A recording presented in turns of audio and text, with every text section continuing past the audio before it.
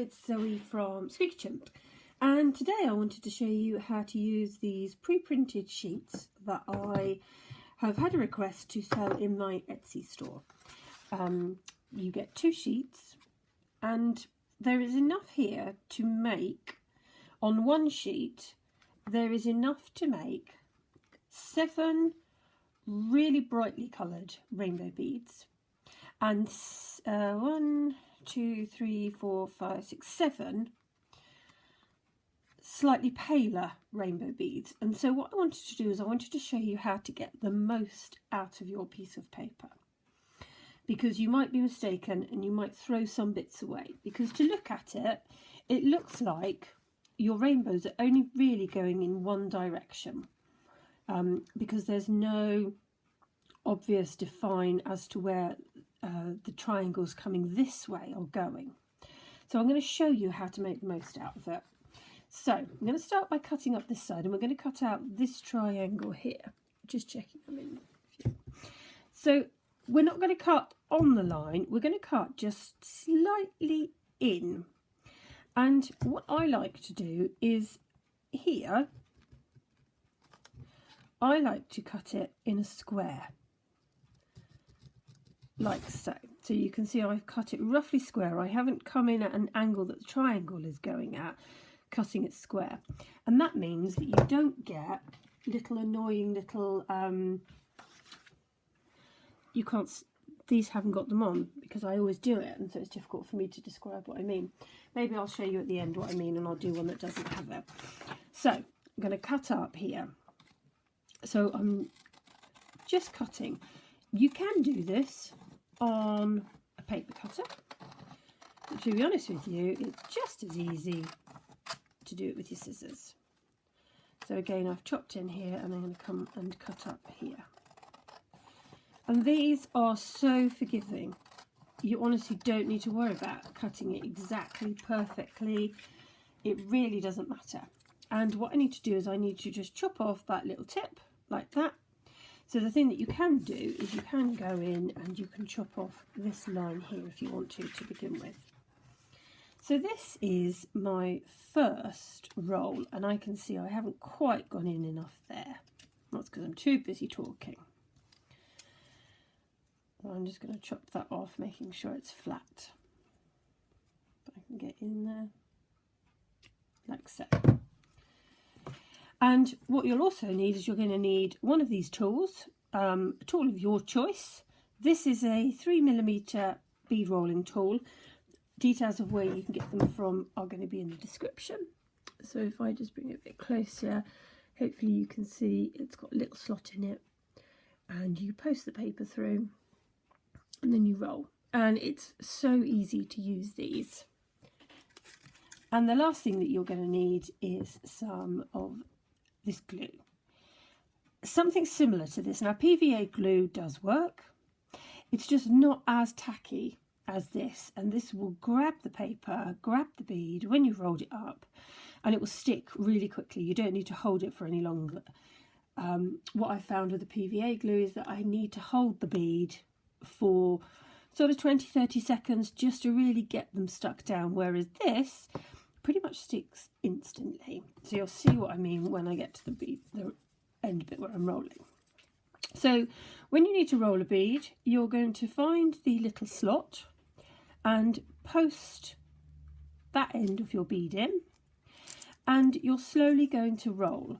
Now, when you're using thin paper, it does like to pop back out of the slot, and that is just the nature of thin paper. If you had thicker paper, it would stay in the slot, but mine hasn't popped out, and that's because I'm just holding it in. Once you've got past that first roll, everything's fine. It's not going to pop out at all. So if you get one of these rollers and you're having problems with it staying in there, just hold it with your fingers, just to give it a little bit of support, and from now on it's fine. So from now on, what we're going to do is we're going to roll our bead.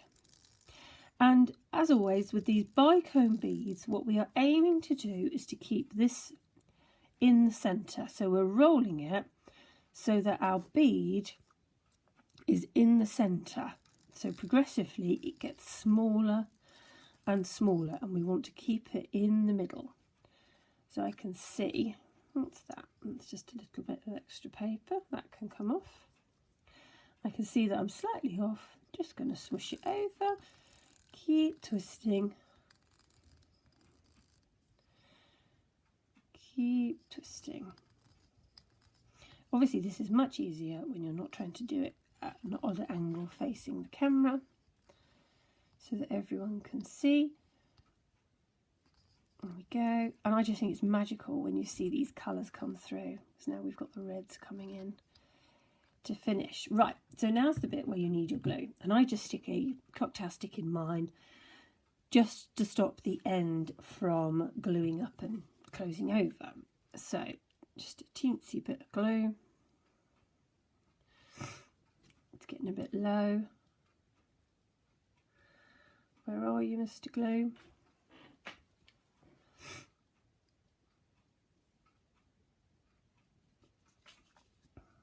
Where are you? Where's my glue gone? Let's stick this in.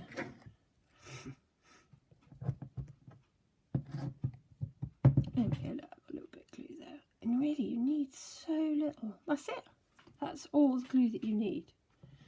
That's it. So one of these bottles would last you forever. So I don't know if you can see how much glue I've popped on there.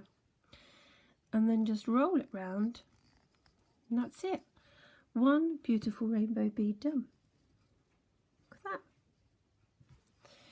There we go. So that's one of our beads done. So now what we're going to do is we're going to cut out another one. So another one is coming in this direction.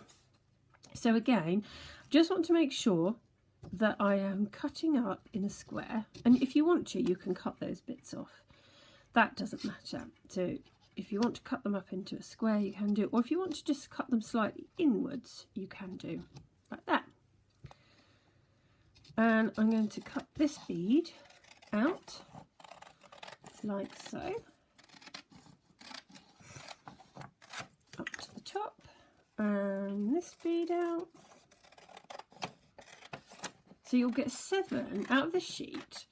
You will get 7 beads that look like this. So again, I will just show you. Chop that off. Pop it into our roller, like so, and roll it round, holding it in place because it will want to pop out. At this point is where it would want to pop out. So you're just going to hold it with your thumb and twist, and then roll. Okay, easy as. And just roll, making sure we're staying in the middle. And look at that, I love it when you see the next colour come through. This is what I love about these rainbow papers. I've got a variety on my website. I've got some real kind of mermaidy ones. Hang on, I'm just going to grab a few of them and show you. Let's have a look. What ones have I got here that I can show you? I've got these ones. So I've got these ones here. Where are you? There you are. And these have got a really subtle little glittery glaze over the top of them. So we're now coming into yellows. We're coming into oranges. We'll see if my glue wants to behave itself. It's getting a bit low. So just a little bit of glue on that last bit, teensy weensy little bit of glue like so. Really don't need lots, that's it. Just a little smush. It's always better to have less glue, because what I find is if you have too much glue, you end up A, with completely gluey fingers, B, your bead ends up covered in this really tacky glue, and C, it can move the colour of your beads. It can change the colour, as in it seems to react in a way that water would react to a piece of paper with colour on it. So you can end up with the colours kind of smushing and blending into each other. So there is bead number 2 from your set, from this sheet. Right, so what we did was we cut off this piece here. And in theory, this is rubbish, this is surplus, but it's not, because what I have found is that actually you can roll this up, and at the edges you've got these colours, but they are subtler because there is not so much of them. So you get a mixture of the colours and the white. So if I just show you what I mean, so if I roll this bead up, you end up with two sorts of beads. One is brighter than the other, and they actually look really good together. And the beads go in a different direction. So on this way, the red is at the outside. On this one, the red is in the middle. So you get a contrasting bead, but they all blend beautifully together. And this is like the kind of watered down version, I suppose, of the other bead. So we're coming into the greens. And it's a much subtler look, but I think that when you mix the two beads together, it looks great. So a little bit glue. Sure I've got enough on there. Okay, just roll it round, and there we go. So you've got this completely different type of bead. I hope I was in a shot when I was doing that. So these are the two types of beads that you will get. Like that. And they just look really nice together, I think, because they blend well together, but they are sufficiently different that actually you look like you've got different beads. So what I wouldn't want you to do is to get this sheet and think, actually I can only make 7 beads out of this, because you can't, because you can use this inside triangle here in order to make these slightly paler beads, and that is what these are. So if we look at these, and these have now been glazed. So obviously they're not the same colour sheet, different sheet, but this is my equivalent of this bead here, the bright one, all glazed, and this is my equivalent of this bead, where the colours are more subtle, are paler, but equally just as nice because you've got some of the whites coming through. So I will glaze these in a minute, and I will pop a little photo at the end to show you what they look like all glazed. And I hope you found that tutorial useful. These sheets, you get 2 sheets. They're on my Etsy store. Details are in the description box below. And yeah, they're just really fun to use.